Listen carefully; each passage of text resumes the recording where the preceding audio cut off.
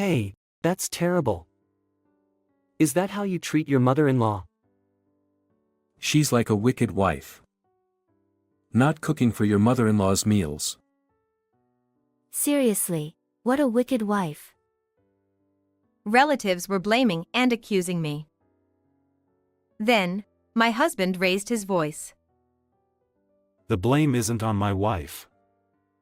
If you still speak ill of Tanya even after hearing this, I will cut ties with every single one of you right here. Saying so, my husband held up his smartphone towards the relatives.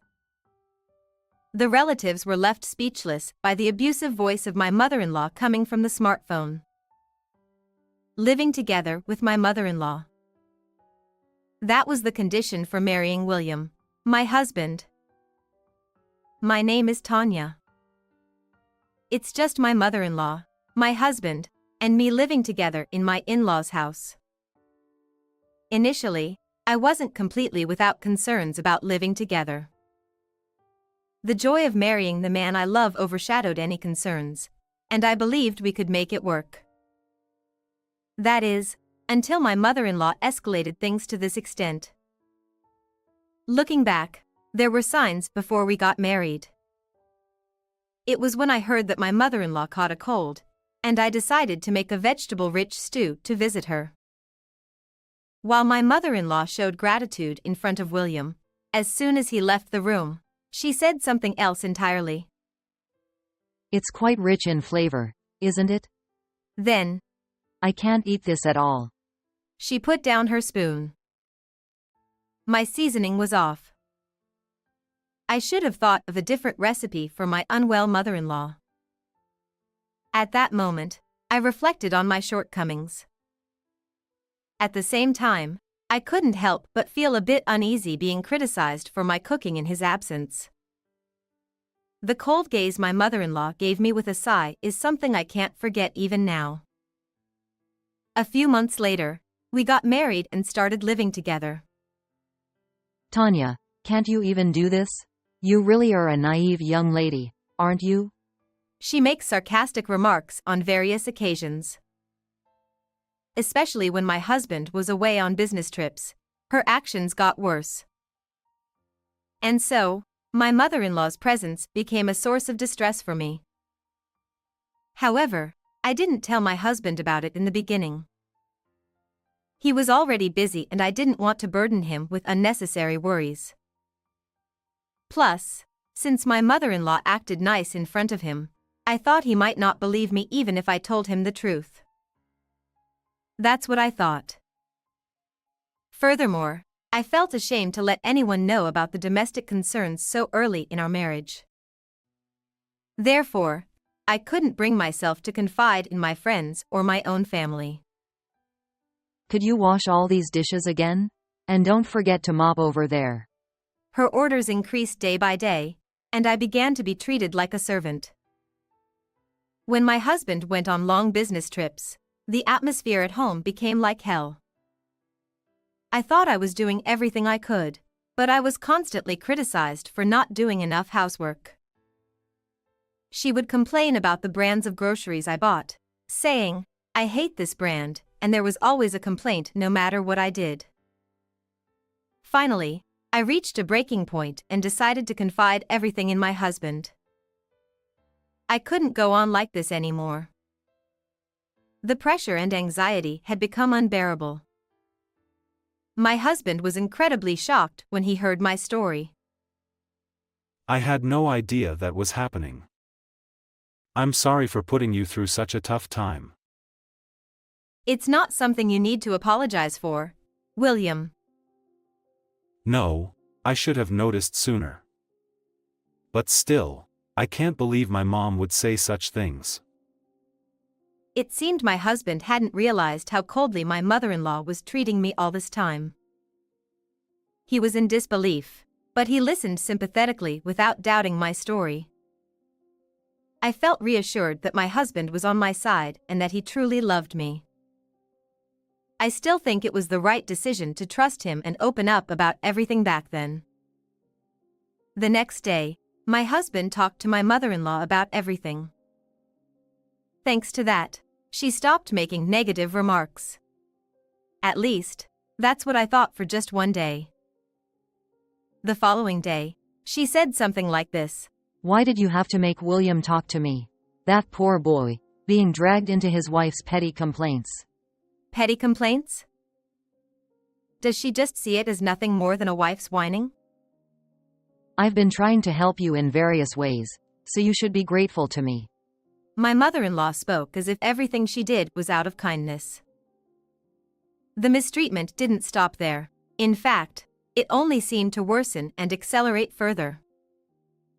Before I could take a bath, she would empty the bathtub. She would wear my shoes without permission, go out, and return with them covered in mud.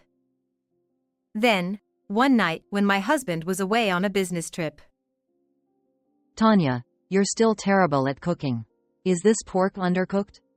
It should be thoroughly cooked. Shall I cook it again just to be sure? Forget it. I don't want to eat your cooking anymore. I don't need anything from you anymore. The meat was already thoroughly cooked, but I reached for the plate to cook it again just to be safe. Then, my mother-in-law swept my hand, along with the plate, away. The plate shattered, and the freshly cooked meal scattered across the floor. She walked past it as if nothing had happened and left the room. Why did it have to come to this?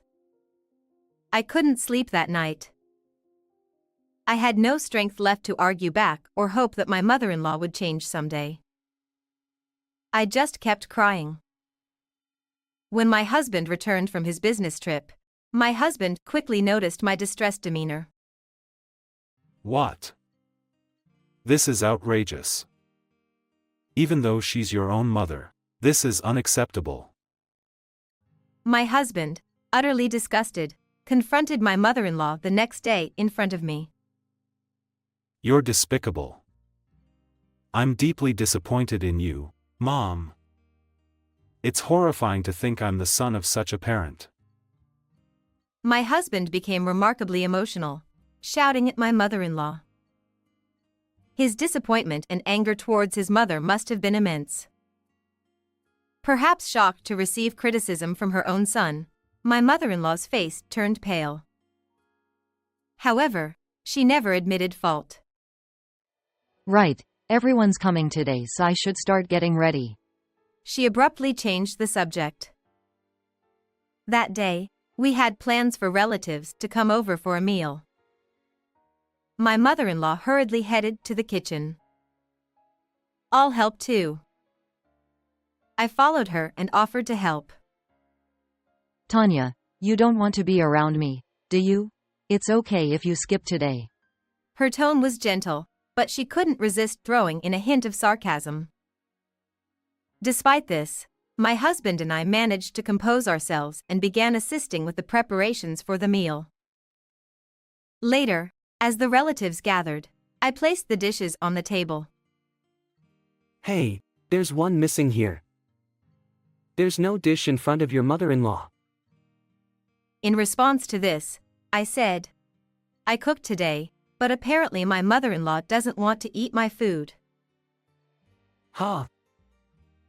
I've been told not to do anything by my mother-in-law herself. Wait, are you serious? Hey, that's terrible. Is that how you treat your husband's mother? She's like a wicked wife. Not cooking for your mother-in-law's meals. Seriously, what a wicked wife. The relatives were blaming and accusing me. Then, my husband raised his voice. It's not my wife's fault. Don't call her a wicked wife.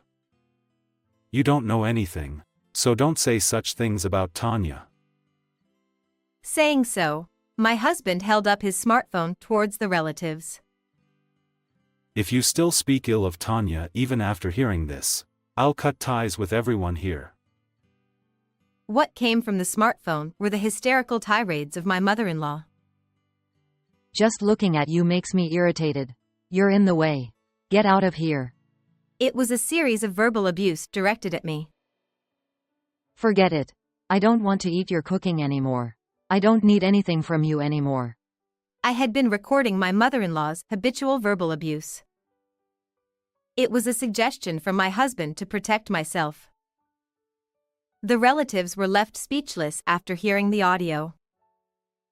For me, the time felt incredibly long as the pain of being subjected to verbal abuse resurfaced. My husband explained that it was his instruction not to prepare a meal specifically for my mother-in-law. I received apologies from the relatives, and my mother-in-law was served a meal by them on the spot. Eventually, the situation was resolved. My mother-in-law sat there, stunned and speechless with her head down. That night, after the relatives had left, my husband made it clear to my mother-in-law. I've had enough. We can't live together anymore. We're moving out. For the first time, my mother-in-law apologized. I'm sorry. I apologize. Maybe I was relying too much on Tanya. I'm getting old and I've been feeling lonely. I promise I won't say mean things anymore. Let's live together. Seeing my mother-in-law bowing weakly, I didn't feel sorry for her. I thought it was too late. She was the one who created this situation herself.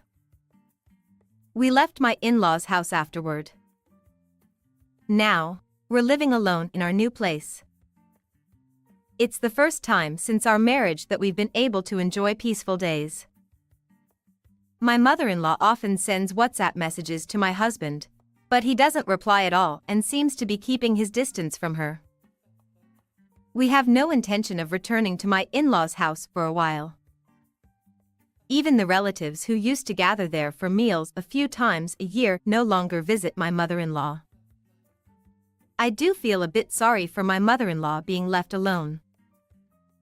However, she brought this upon herself. I vowed to cherish the happy moments with my husband William and live life to the fullest from now on.